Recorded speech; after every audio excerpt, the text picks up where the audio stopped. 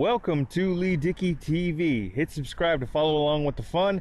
Now let's get on to today's video. Let's talk the last year and existence of World Championship Wrestling and my history with the promotion. Next. Alright, so my history as a fan of wrestling, specifically WCW World Championship Wrestling, my history of viewing the WCW product. Now, in the, say, early to mid, even the late 90s and into 2000 and 2001, I hadn't seen much of WCW World Championship Wrestling, just because I'm not even sure how the Canadian broadcast rights for both the WWE and WCW worked up here. At the time, I was a kid and didn't understand the whole, like, Canadian broadcast rights versus, like, because they're both American products. Back in the day when WCW was running in its heyday, you had them on TBS, and they were part of the Turner family. But up here, I think WCW and WWE, like Raw, Monday Night Raw, and Nitro aired on TSN, though Raw aired live Monday at 9 o'clock, and it was 2 hours back in those days.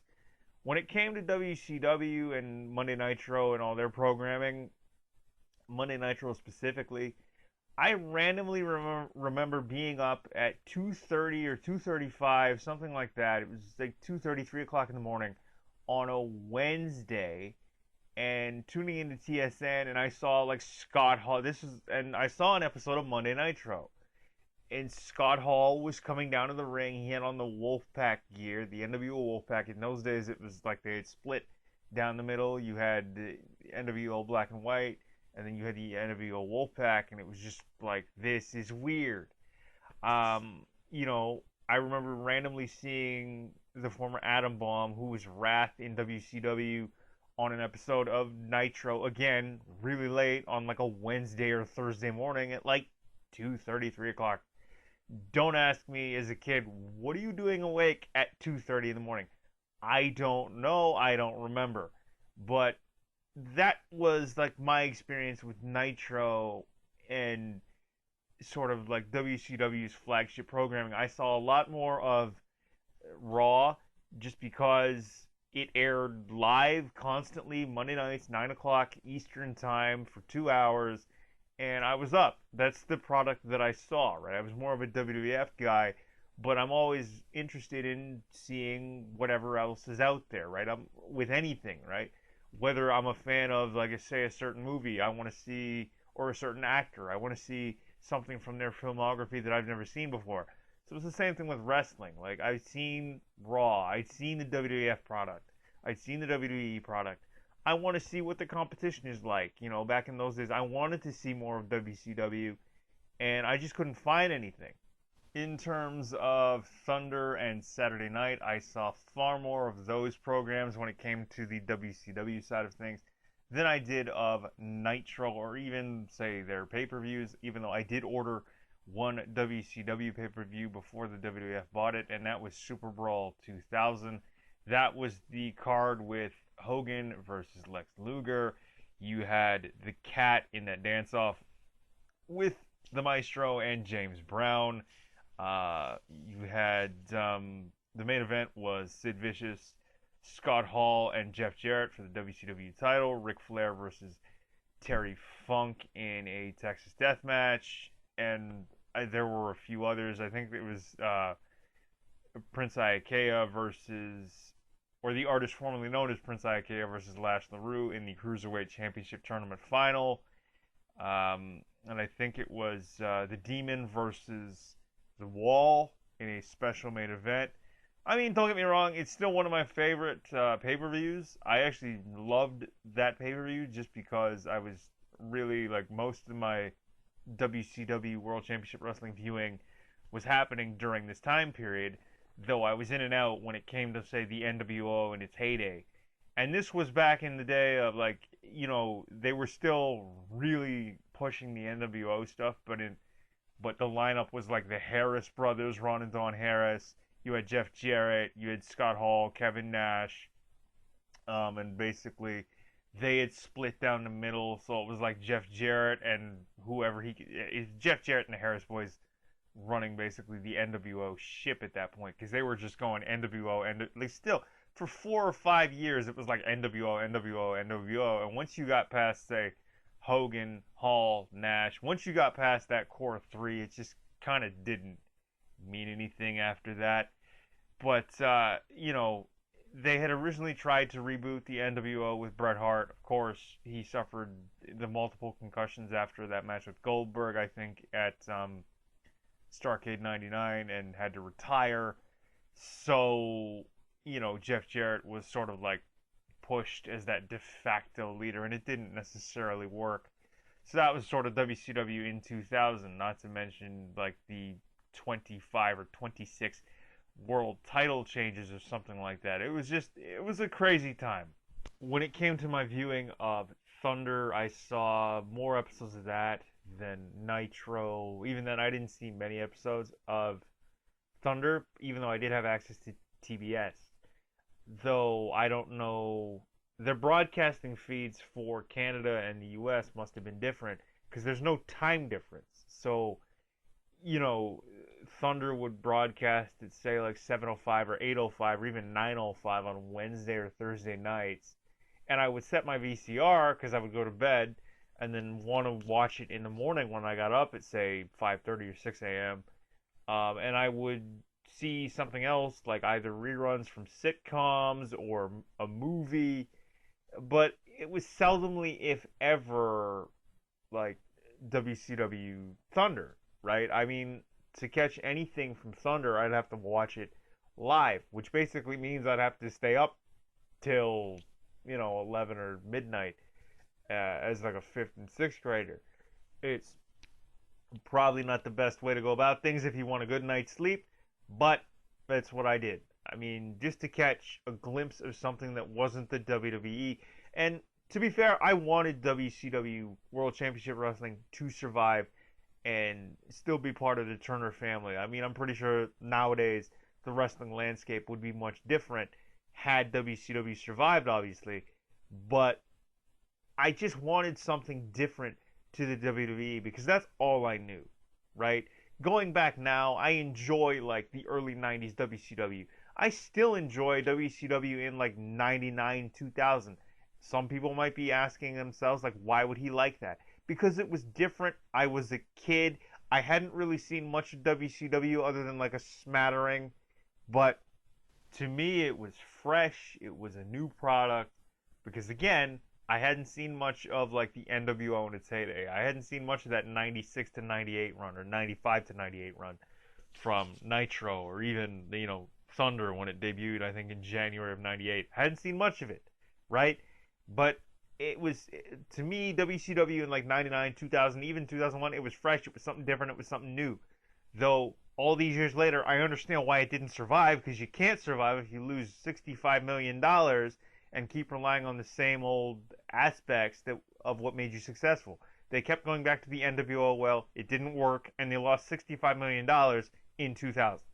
All I can really say is that I wanted WCW to survive. Obviously, it didn't, because the WWE bought them in March of '01, and they've been folded into the WWE banner ever since. It was like 20 years.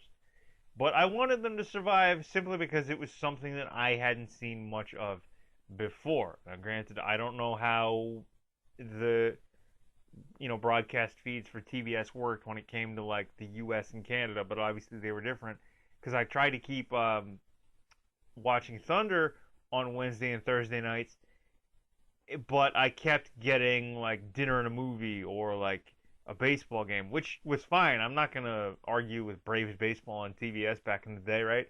Huge baseball fan myself, but it was like dinner and a movie or like old sitcom reruns, Braves baseball, which again, not gonna argue with. Love baseball, but when your main objective is to watch an episode of WCW Thunder and you get something else, it's a little disappointing, right? I did watch a lot of WCW Saturday Night. Those are the quote unquote sort of like jobber style matches when you got like say the local guy being squashed by like Hugh Morris or Scott Norton or whoever. I remember seeing an early match of Chuck Palumbo's career where he came out in sort of like this Tarzan-esque jungle man gimmick. He was wearing like cheetah print shorts, and it just you know what, that's the thing. I remember like actually liking Chuck Palumbo because again, I hadn't seen anything like that before, right? I was a young kid, and like even then, I knew that the story. I knew that wrestling was basically predetermined. Okay, I understood that storylines, it was sort of pretend and make believe, right? I'm not saying that the injuries are real. I'm not saying the violence is choreographed, but it just like it's for lack of a better term, wrestling. I understood that it wasn't real, right? But even then, it was a different product to me because that was the majority of WCW that I saw, and I just wanted it to survive so badly. But like the wanting of say like 10 or 11-year-old me back in those days isn't going to save a company who lost $65 million in 1 year from going under and biting the dust. I should say lastly that I know that you know when Bret Hart retired in late 2000, I remember my dad cutting out a couple of articles from some local papers and just giving them to me because he knew that I was a huge fan of wrestling, right? And I might still have them to this day. I think they were in a couple local papers, and I probably still have them. And I remember like the news bulletin that came across when the WWE bought WCW, and I might have been. This was right before my 12th birthday, and I remember my dad came into my room and he told me. He said, "You know, the WWE, or like in those days, the WWF bought WCW," and I thought, "Oh, well, that's just for show." I legitimately thought that it was an angle. Okay, I didn't actually want it to be true.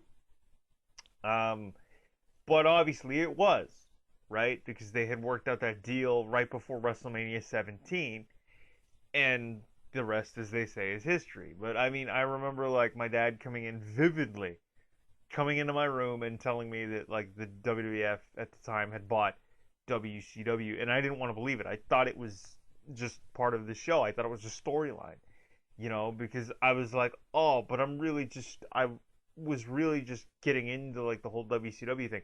Now, granted, WCW in 2000 was, for lack of a better term, in some people's eyes, and through the stories of people that have been there, right, through their various podcasts and things, apparently it was a train wreck. I wasn't there. I was an 11-year-old kid. Okay, I'm just a wrestling fan.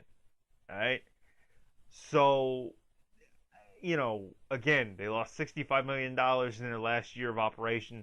Of course, there's going to be some problems. There were problems, and they were just mounting, right? If you lose $65 million in a year, there's an issue. So, again, 11 or 12-year-old me didn't want the whole WCW run to be over. I didn't want WCW to go out of business. I don't think anybody did.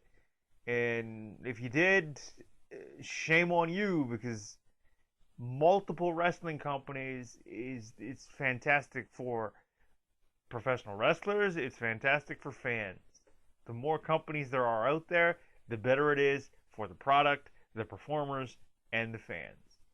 So, when my dad came in to tell me that the WWF, now the WWE obviously, had purchased WCW and that WCW was no more, I legitimately did everything I could to stop from crying, okay? Because, like, I legitimately was just getting into the WCW product. I remember, like, seeing clips of One Nitro, or part of One Nitro, where I think it was April of 2000, where they basically had everybody in the ring and they took all the championships off the current champions and then gave them to the people that they wanted to have the belts to basically reset WCW. I remember wanting that to work, and obviously it didn't because under a year later they were sold. But I remember them taking the titles off of the champions that were in the ring and then just giving them to the people that they wanted to be the champions in order to basically reset WCW to try and make it work. And I wanted WCW so badly to survive. I wanted another product out there. But after WCW got sold, right, there was nothing for like a year and a half, or just under a year and a half. And even then, the early days of TNA, it was fresh, it was new, it was great. I loved it. But by that point, I think the seeds were basically firmly planted in the ground, where like the WWE now at the time was like this wrestling superpower, and they were the place to go, which is unfortunate because again, I really wanted WCW to survive.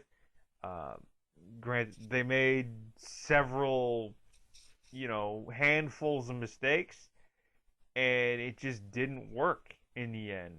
So it's unfortunate, but again, like, multiple companies makes it just all the more better for the fans, the performers, everybody involved. Okay? It's just the more companies there are out there, the more exposure there is for fans, the business, the product. It doesn't matter. Just the more wrestling product that there is out there, the better it is for the industry. Now, I'm not in the industry per se. I actually wanted to be a professional wrestler at some point. There is a large part of me that still would love to get involved in the wrestling business.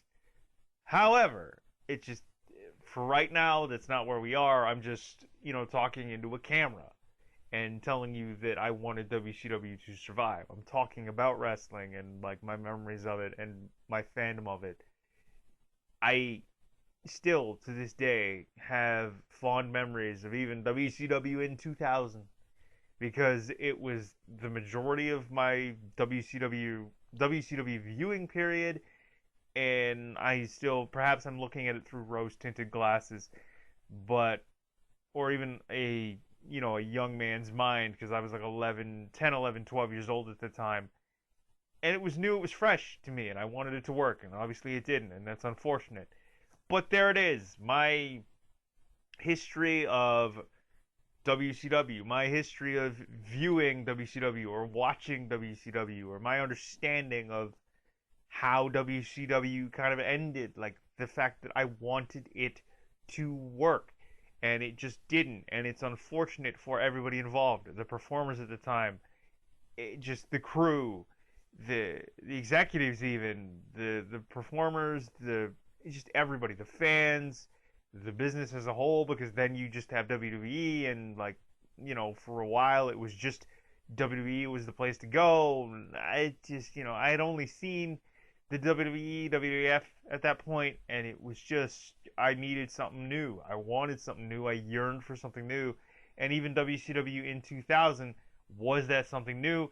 It's a shame that it didn't work, that they couldn't right the ship, but such is life. Sometimes things don't work out.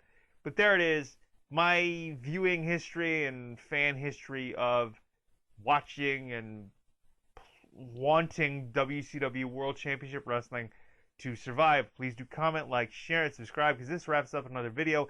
This will end up as an audio episode on Pinfall, a Pro Wrestling podcast, and probably Yo Nostalgia. But all my podcasts, the Beats and Speaks podcast, Yo Nostalgia, Pinfall, a Pro Wrestling podcast, all linked in the description down below. Thanks again for watching. I have been Leigh Dickey, and for Leigh Dickey TV, please do hit the subscribe button. Subscribe right here to Leigh Dickey TV, the YouTube channel. I am signing off. All right, Leigh Dickey signing off. Thanks for watching. Take care. We will talk to you later. Peace. Thanks for tuning in to Leigh Dickey TV. New episodes are available every Monday, Wednesday, and Friday. Subscribe to follow along with the fun.